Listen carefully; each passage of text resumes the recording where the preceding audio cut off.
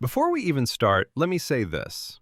If you've ever lost yourself in The Witcher's world, if you still remember moments, choices, and characters years after finishing the games, then this is one you'll want to stay for. Because The Witcher 4 isn't just another sequel. It's the beginning of a new chapter for one of the most important RPG worlds ever created.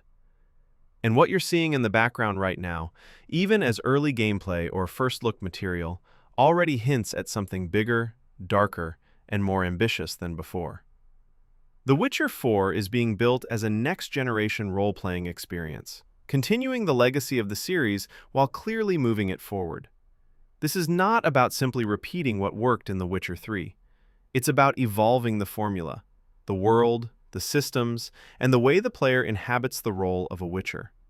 The game remains a single-player, story-driven RPG, deeply focused on narrative, choice, and consequence. There is no co-op focus here, and honestly, that's exactly how it should be. The Witcher has always been about solitude, moral weight, and personal journeys, and everything we know suggests that The Witcher 4 embraces that identity fully. At its core, this is still an open-world fantasy RPG. You explore vast regions, take on contracts, uncover political intrigue, and make decisions that ripple outward in ways you can't always predict. But the philosophy behind the design feels more modern, more deliberate. The world isn't just big for the sake of size. It's meant to feel reactive, grounded, and alive. Villages, wilderness, and cities are expected to respond more naturally to your actions, reinforcing the idea that you're not just passing through this world, you're shaping it. Combat, from everything hinted at so far, is expected to build on the foundation of The Witcher 3 while tightening responsiveness and player control. Swordplay remains central, but with a stronger emphasis on positioning, timing, and preparation. You're still a Witcher. That means reading your enemy, using oils, potions, bombs, and signs intelligently, not just swinging blindly. The expectation is that fights feel more physical and more dangerous, reinforcing the fantasy that even a trained Witcher survives through skill, not invincibility. Signs and alchemy remain a huge part of the identity. Rather than feeling like optional systems, they're designed to be woven directly into combat flow. You prepare before a fight, adapt during it, and live with the outcome afterward. That rhythm, preparation, execution, consequence, is pure Witcher, and it looks like The Witcher 4 is doubling down on it instead of simplifying things. Visually, the game represents a generational leap.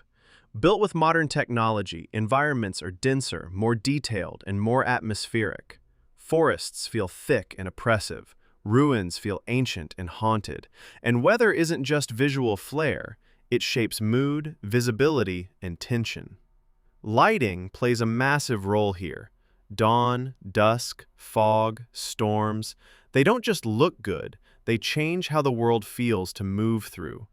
Even from early footage and tech showcases, there's a sense of weight and realism without losing the dark fantasy tone that defines the series. Character animation and facial detail appear more nuanced as well. Conversations have always been crucial in The Witcher, and more expressive performances mean that choices carry more emotional weight. When someone lies, hesitates, or hides something, you're meant to feel it. Dialogue isn't just exposition, it's part of the gameplay loop, part of how you navigate morally gray situations. Narratively, The Witcher 4 is especially interesting because it represents a shift. While Geralt's story reached a powerful conclusion, the world itself is far from finished. This new chapter allows the developers to explore different perspectives, themes, and conflicts without being bound to repeating the same arc. What remains consistent is the tone, grounded, mature storytelling that doesn't give easy answers. The Witcher has never been about saving the world in a clean, heroic way. It's about choosing the lesser evil and living with the consequences. What stands out most, even this early, is confidence. The Witcher 4 doesn't feel like a game trying to prove something. It feels like a project built with patience and intention. There's no rush to overwhelm the player with features.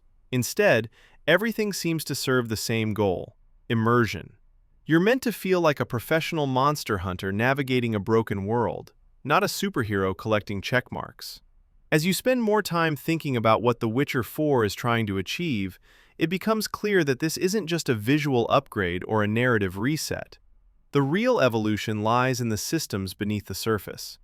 Everything points toward a deeper role-playing structure, one where your identity as a Witcher is shaped not just by dialogue choices, but by how you play, prepare, and survive. Progression in The Witcher 4 is expected to feel more personal and less linear. Instead of simply chasing higher numbers, your growth is about specialization. The way you fight, the signs you rely on, the alchemy you invest in, and the contracts you choose all contribute to the kind of Witcher you become. Two players might walk the same road and end up with very different experiences, not because the story branches wildly, but because the systems react to how they engage with the world. Exploration also feels more intentional. Instead of flooding the map with icons, the world encourages curiosity. You notice landmarks, hear rumors, follow tracks, or simply wander into something you weren't prepared for. The wilderness feels dangerous again. You're not meant to feel safe just because you leveled up. Monsters remain threats, especially when approached carelessly or without preparation. That constant tension keeps exploration exciting rather than routine. From a technical perspective, The Witcher 4's presentation supports immersion rather than distracting from it. Animations are grounded, combat feels weighty, and movement reflects the physicality of the world.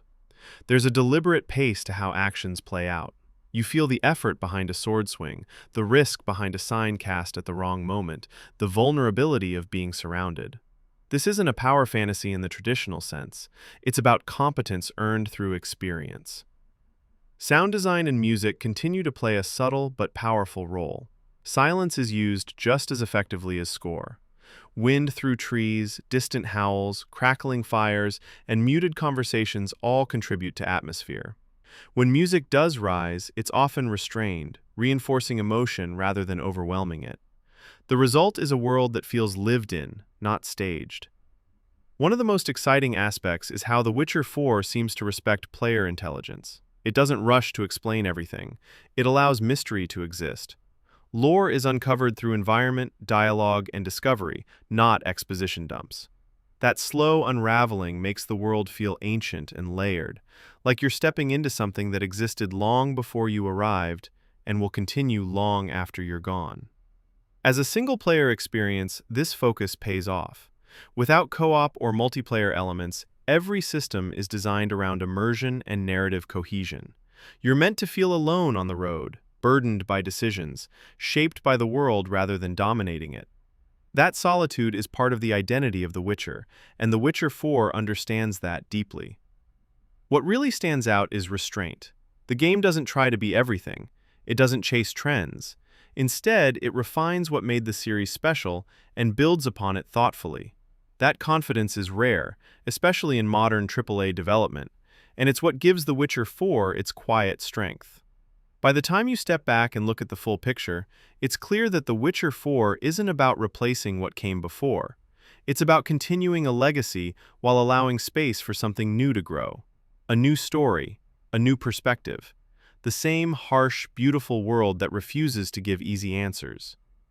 If you've made it this far, you already know why this game matters. And as more gameplay and details emerge, this is one journey that's absolutely worth following to the very end.